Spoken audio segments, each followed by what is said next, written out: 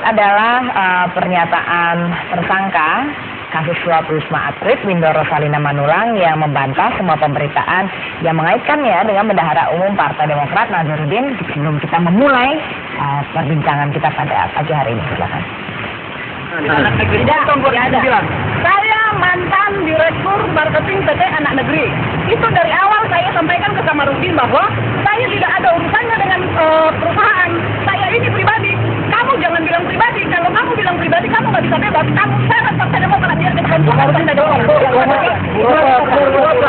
tanggal 23 April saya 2 hari tidak tidur, tiba-tiba dia datang, sudah disiapkan kertas kosong, materai, saya disuruh mencatat, dia mendikte saya catat semua apa yang dia inginkan.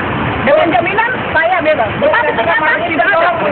Bohong besar. Karena saya masalah ini, saya akan bikin perhitungan pribadi sama dia. Ya, keluarga saya, ibu saya, adik saya, anak saya, semua ada saksi. Tidak benar. Yang memperkenalkan saya dengan wasit adalah Paul. Silakan klarifikasi siapa Paul Darwan, dia pengusaha. Di situ gimana, Mbak Rosa? Saya itu semua settingannya Kamarudin. Saya katakan itu settingan Kamarudin. Saya tidak tahu apa misi dia. Dari awal saya katakan, ini kenapa saya harus berbuat seperti ini? Karena ini nggak benar. Kamu akan bebas, tapi kita mau hancurkan demokrasi. Saya tidak ada hubungan dengan Nazarudin, tapi saya mantan Direktur PT Anak Negeri dan itu sudah selesai. Ada di PT Anak Negeri sebelum tahun 2009. Mbak Rosa, di tempat itu gimana, Mbak, ceritanya? Lalu kedatangan Anda ke tempat wafat saat penangkapan apa, Mbak? Saya besok pagi jam 9 akan rubah semua BAP saya dari pertama sampai terakhir.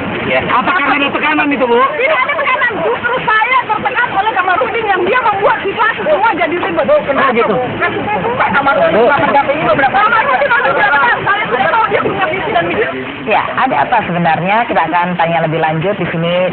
Di studio sudah ada Bapak Kamarudin Simanjuntak, mantan kuasa hukum dari Windor Rosalina Manulang. Kemudian ada Bapak Ramadan Pohan, Wasekjen Partai Demokrat, dan juga Burhanuddin Muhtadi, pengamat politik. Selamat pagi, Bapak-bapak.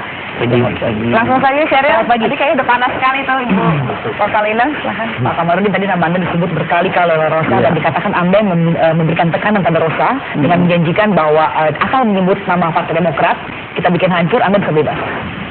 Jadi sekali lagi saya tekankan ya, saya tidak punya urusan dengan partai. Perbuatan pribadi-pribadi jangan selalu dibawakan ke partai.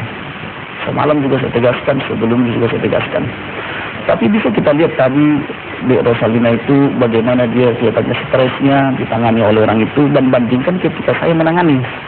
Kalau saya menangani seseorang selalu saya katakan apa yang kau lihat, katakan apa yang kau dengar, dan katakan apa yang kau alami. Lebih daripada itu adalah dusta. Jangan ada dusta di antara kita. Saya katakan begitu. Oleh karena itu, ketika saya menangani Windor Rosalina, selalu saya katakan apa yang terjadi. Dengan siapa kamu berurusan? Kapan dan di mana? Tetapi di depan saya sendiri pada tanggal 25 ada seorang MDS. Saya sudah laporkan ke Polda Metro Jaya. Dia mengajar-ajari Windor Rosalina ini untuk mengatakan, katakan saja ceknya kosong, supaya dianggap percobaan. Katakan saja itu adalah dana talangan katanya. Kemudian jadi dipakai itu istilah dana talangan itu kemudian. Terus kemudian atau CSR, Corporate Social Responsibility katanya. Ketika itu terjadi perselisihan antara saya dengan orang yang mengajar-ajari itu. Karena kenapa? Klien saya diajar-ajari untuk berbohong.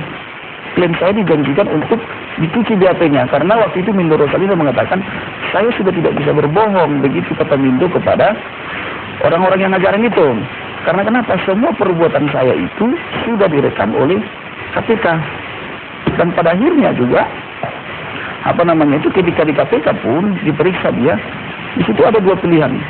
Pakai saya pengacaranya atau pakai yang lain yang juga sedang menunggu di situ, yang konon sudah dicabut juga tapi dia tidak tahu namanya, dan dia mengaku itu adalah diutus oleh M. Nazarudin. Tetapi logikanya kalau dia bilang mantan karyawan PT Anak Negeri, setelah ditangkap oleh KPK, dia kan langsung dibawa ke Tower Permai, ke lantai 4. Ketika dibawa, dia merasa seperti dijolimi atau dikorbankan. Kenapa dia merasa seperti itu? Dia sama ingat ceritanya. Karena suasana kantor dia sudah berbeda ketika ditinggalkan beberapa jam sebelumnya. Bedanya bagaimana? Barang-barang di dalam kantornya itu sudah pada hilang. Pak Kamarudin, apa kita kaitkan dengan apa yang terjadi dengan apa yang dialami oleh KPK. Ketika KPK datang ke sana, 3 mobil sudah dilarikan barang bukti. Mobil keempat sempat dicegah dan di dalamnya ada ditemukan juga barang bukti gitu. Pak Kamarudin, kita juga sempat berbincang dalam Metro Pagi, dan pada saat itu juga sebenarnya keluarga dari Rosa menyatakan sudah tidak memakai Anda sebagai kuasa hukum. Betul. Tapi pada saat itu Anda masih bersikeras ya, dengan membawa juga surat tanda tangan dari Rosa sendiri dengan tulisan tangan. Nah, Pak Kamarudin, sebenarnya apa yang jadi motif Anda sampai begitu berniat untuk tetap menjadi kuasa hukum dari Rosa? Jadi begini, jantungnya hubungan antara pengacara dengan kliennya adalah surat kuasa. Ada perjanjian pemberian dan penerimaan kuasa. Jadi kalau kuasa itu diakhiri, barulah putus atau berakhir hubungan itu. Dan yang berhak mengakhiri hanyalah pemberi kuasa, bukan orang lain, bukan keluarga, bukan pula kantor, apalagi orang-orang tertentu. Nah, kejadian itu terjadi berulang kali. Bahkan di depan saya pun terang-terangan, cabut kuasa dari bapak ini. Ingat siapa yang memberi kau makan. Ingat mobil Zinfire-mu dari mana. Ingat rumahmu dari mana. Kira-kira siapa yang menekan Rosa pada saat ini? Ya tentu orang-orang yang menyuruh melakukan dan kelompoknya. Diduga MN itu. Dan Ibu Rosa sendiri kan tahu aliran-aliran ini kemana saja ya Pak ya? Tahu alirannya kemana. Dia mengucapkan itu atau merangkan itu kepada kita dan kepada penyidik KPK itu mengalir tanpa perlu seperti tadi setelah dan orang masih bisa suasana bahagia, ketika makan siang kita masih bisa berdoa dan sebagainya. Artinya ada rasa happy gitu loh ketika dia mengucapkan itu. Bahkan si MDS ini yang mengajar-ajari tanggal 25 itu dan kawan-kawannya saya tegur karena dia menjanjikan hukuman 2-3 bulan, anggap saja pindah kantor katanya. Tetapi saya tegur waktu itu, kamu pernah beracara nggak di KPK? Kamu pernah beracara nggak pidana korupsi? Terbukti saja sudah minimal 1 tahun. Bagaimana bisa kau janjikan 2-3 bulan, saya bilang. Tapi orang-orang yang dia sebut itu apa semuanya orang-orang Partai Demokrat? Jadi begini, mohon maaf ya. Saya tidak mau berurusan dengan partai. Saya non-partisan. Saya pengacara penegak hukum. Jangan dikait-kaitkan dengan partai. Ini tindakan pribadi-pribadi yang kebetulan saja mungkin dia pengurus salah satu partai. Ya, tapi nama-nama itu memang berasal dari partai tertentu, begitu Pak? Saya lihat yang disebutkan dia itu ada juga dari partai lain, bukan cuma partai salah satu. Bahwa si MN ini adalah bendahara umum partai tertentu, ya, tapi yang diucapkan oleh mantan klien saya ini, setelah saya cari-cari tahu, ternyata ada juga dari partai lain. Kemudian dari Pak Ramadan sendiri ini kan melihat ada sebut-sebut namanya, kemudian dari Pak Nazarudin yang berasal dari kubu tertentu, kemudian ini melihat adanya perpecahan gitu, seperti ada perpecahan di dalam tubuh partai sendiri dengan adanya keluar kasus ini. Ini benar nggak sih Pak? Memang benar ada persaingan, ada perpecahan di dalam Demokrat? Begini, kalau yang muncul di publik ya, di media, memang seperti ada perpecahan begitu. Tetapi berdasarkan yang kami alami, kami tidak merasakan ada perpecahan itu. Begitu kompetisi sudah berakhir, pada saat itu juga Pak Anas Urbaningrum melakukan konsolidasi.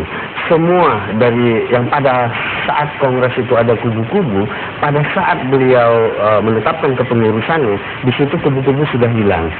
Semuanya ada, dari kubu Ande Malarang yang ada di situ, dari kubu Demarzuki Ali ada di situ, dari orang yang tidak berkubu juga ada di situ, dan orang yang belum pernah berpartai juga akhirnya ada di situ juga. Ya, Pak Nazarudin ini kan sebagai bendahara dia kan memang terkenal memang selalu bersama-sama dengan Pak Anas, Ketua Umum, dan ini banyak sekali sebelumnya ada kasus juga di KPK yang kalau nggak salah beberapa bulan lalu, kemudian juga di Mabes Polri ada kasusnya Pak Nazarudin sendiri yang sepertinya ini masih belum ada progresnya, bisa dilihat seperti itu. Apakah ini bisa dibilang karena posisinya dia sebagai bendahara dekat dengan Anas, akhirnya dia itu untouchable, tidak tersentuh, atau memang apa Pak? Ini karena ini bisa dilihat mandat seperti kasus yang sekarang ini juga. Nah begini, segala sesuatunya itu kita serahkan kepada penegak hukum ya. Ya ada KPK, ada Kejaksaan, Kepolisian, silahkan di sana gitu ya. Nah yang jelas dari Partai Demokrat tidak ada menahan-nahan. Dan ingat, Pak Anas Urbaningrum selaku Ketua Umum dan Pak SBY selaku Ketua Dewan Pembina itu satu tarikan napas dalam pemberantasan korupsi dan penegakan hukum. Artinya harus dibedakan mana barang bukti, mana yang ilusi, mana yang perkiraan, mana fakta-fakta hukum, mana yang sekedar imajinasi. Itu kan juga harus dibedakan. Nah selama ini kan masih arahnya ke sana kan katanya, konon, kabarnya. tapi tidak ada fakta-fakta hukum di sana gitu. Hadirkan dong fakta-fakta hukum. Dan kami dari Partai Demokrat tidak melakukan intervensi apapun terhadap penegak hukum gitu. Pak Ramadan, salah satu dari kader Demokrat nama-nama mengatakan tertentu bahwa supaya diperiksa atau nama-nama tertentu tidak diperiksa. ya, Pak Ramadan, salah satu dari kader Anda sendiri mengatakan silakan KPK periksa saja Andi Malarangen sebagai menteri dari kementerian yang bermasalah ini. Itu seakan-akan kan menyerahkan anggota partainya sendiri. Ini bagaimana tanggapan Anda? Siapa yang mengatakan?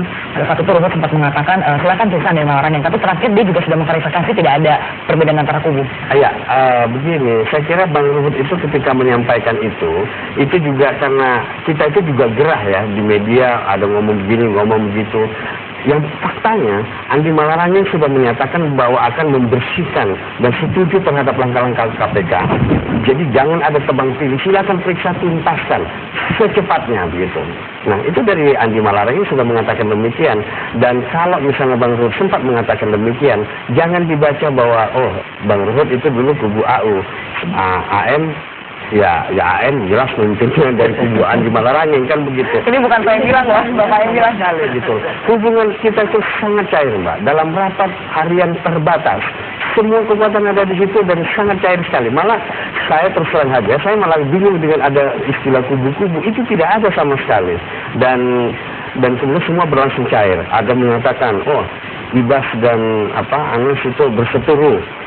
Faktanya, loh barisan itu mereka mancing bersama dan ngobrol santai, nggak ada dengan ketegangan ataupun empat mata yang serius, tidak, malah nonton bola bareng gitu ya. Jadi percayalah itu tidak ada, itu hanya istilah mungkin dari orang luar dari Partai Demokrat yang ingin melihat kericuan, tetapi fakta yang saya katakan 100% itu tanpa dasar apa yang dikatakan orang-orang tentang perpecahan. Baik, ya, nanti ada Pak Burhanuddin Muhtadi mungkin bisa mengomentari tentang kira-kira benar atau tidak sih tidak ada apa-apa nih dalam tubuh Demokrat. Namun setelah kita pariwara berikut ini.